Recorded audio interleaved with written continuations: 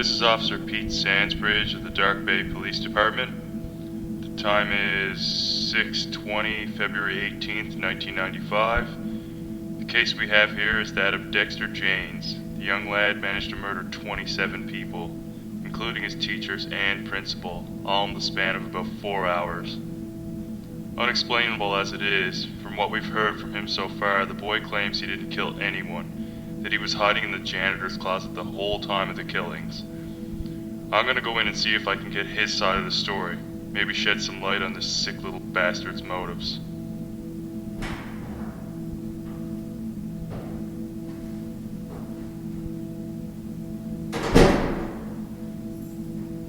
Hello there, Dexter. My name's Pete.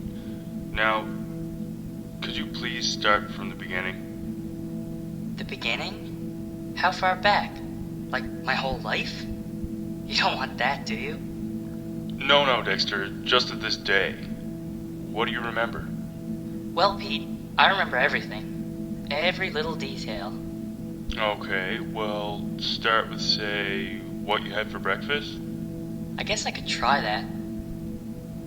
That's where I first saw it, anyway. Excuse me? It? Yes. It looked at me through the window of my house. That's how I knew it was real, that it could do this. Well, go ahead, son. Alright. I opened my eyes to that fucking... Can I say that? Say anything you want, Dexter.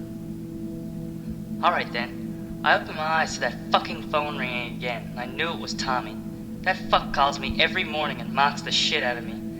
Calls me shit like Four Eyes, fuck bag. Asks me if I got laid yet and other shit. I usually just hang up, but today I listened. I didn't know at the time, but he was signing his own death certificate. I hung up after he called me poor. I can't deal with that, see? My mom struggles enough since we had to give little Jay away. Excuse me, Dexter. Little Jay? Yeah, see, my dad is an English professor in New York, but he and my mom got divorced a few years ago.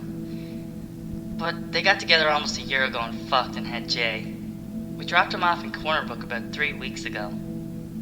Okay, continue your story, Dexter. Alright, so anyway, I slammed the phone down, walked downstairs and started getting my breakfast. Sausage, eggs, and toast. When I was eating, I looked out the kitchen window. It was still dark. That's when I saw it. It was looking right at me with those human-like red eyes. It made a motion, a standstill motion, and I knew what it meant. I knew what it wanted to do, and I was fine with it. They all picked on me anyway. They made mine and my mother's life a living hell, so fuck them. It was like it was reading my mind, but could do what I couldn't. I knew then that I had to be ready for whatever it had in mind. I cleared away my dishes and grabbed my jacket. When I got outside, I thought it'd be there waiting for me, but it was nowhere in sight. I guess it thought it was better to move with the cover of darkness. I went to the bus stop, and I can remember thinking, what the hell, am I going insane? But my eyes don't lie to me, Pete. What I had seen was real. Those eyes made it real. I had to believe it. If I didn't, I guessed it would go away. The bus came and I got on. The ride was as usual a fucking torturous experience. People throwing shit at me. Judith Connors even came up to me and grabbed onto my nuts. They have a name for that, but I forget. Then she spit in my fucking face, of course. But why didn't you report these people? 'Cause nobody would believe me anyway. Where was I? Oh yeah, so anyway, I shut up. The bus stopped, we all got off and went into school. On the way, my book bag got yanked on a lot, but I barely felt it. When I got into school, I heard a whisper in my head. It was like a growl. It told me to go in the janitor's closet in 15 minutes. I didn't answer it. It knew I heard. So I figured I'd better not just ask questions. This was its job. Anyway, I went to homeroom and tried to make it seem like everything was normal. You know, I had to do that. Once again, people were tossing shit at me. I seen Judith and all her friends whispering and pointing. I don't like them very much. Some people are so into images.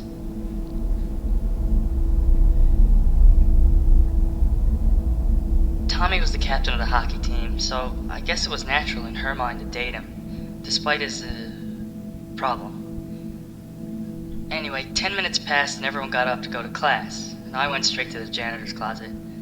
I waited for what seemed like forever, but it was only 3 minutes. And that's when the screaming started, and the running.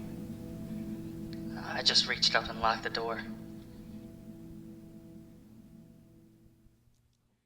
Arise, I was born of no flesh.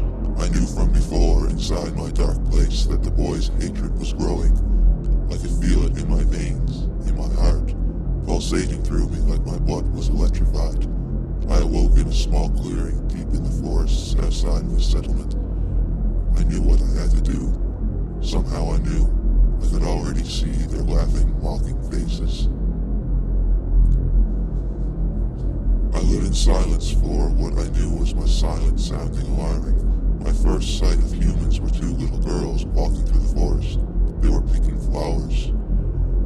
I searched their feelings and knew they didn't know the boy. If they had, I would have destroyed them, their every fiber crushing under my jaws. But they didn't, so I let them continue. Oh, how close they came to death that day. The forests are so quiet at night. I sat, stared, waited for my alarm. Then finally one morning I heard it. Poor. I bet you couldn't even afford condoms, you fucking four-eyed dweeb. I set out running, the ground crushing under every step I took. I knew I would have to let the boy know I was around, or I may mistake him in a frenzy and kill him too. I couldn't have that. But his shelter was easy to find. When I first seen him through the glass, he looked up at me and didn't even get scared. He smiled, a smile that reminds me of my own. I ran again, destroying concrete as I went, shredding it. The building I knew he wanted me to go to was much larger than his shelter. I eliminated my physical being and walked through the front walls. Before the boy arrived, I stood in the center of the long room, with entrances on all the sides, watching the little monsters go by me. Oh, I wished I could start right then, but he had to be here. My other half, the boy that gave me life. I soon felt his presence on the property, and felt his pain. They were doing it again. Rage built inside me. He entered the building, and I told him to get to the small room in the long room. He didn't answer me. A while later, I felt that he was inside there. I was standing further down in the long room. I manifested my physical body, and they started to scream. Immediately, I tore through 5 or 6 of them. Humans are so easy to kill, I thought. Their red, delicious blood was now starting to cover the floors and walls of the long room. I could feel their fear and pain coursing through me. Some started to stare at what I had created. They were next to fall.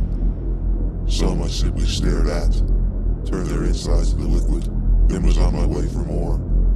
The larger humans tried to get everyone out of the building, but that's where my cocoon of darkness came in.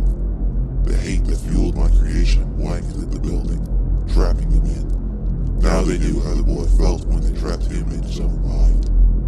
The rest fell as easily as the first few, whimpering, crying, pleading for me to stop. But I was born without remorse, without feelings like they had. Soon I was finished. The job was completed. I could rest again, but like I always do, I left one for him.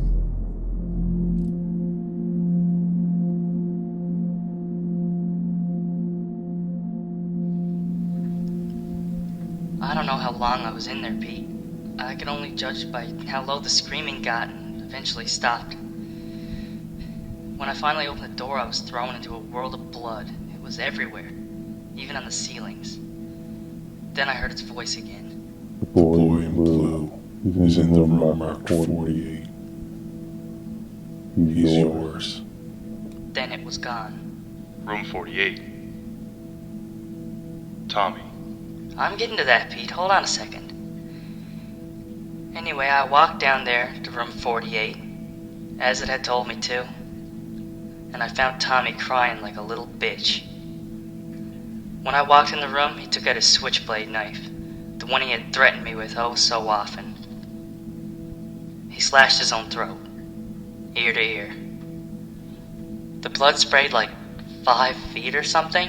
Listen, you fucking nutcase. We know there's no beast or it. You killed all those people. How you did it, we don't know, but god damn it, you did it! You want proof? Well, Pete, I can tell you that I didn't. I can ask you to look at the evidence, fingerprints and all that. Or I can simply ask you this. Make me hate you, Pete. Make me hate you.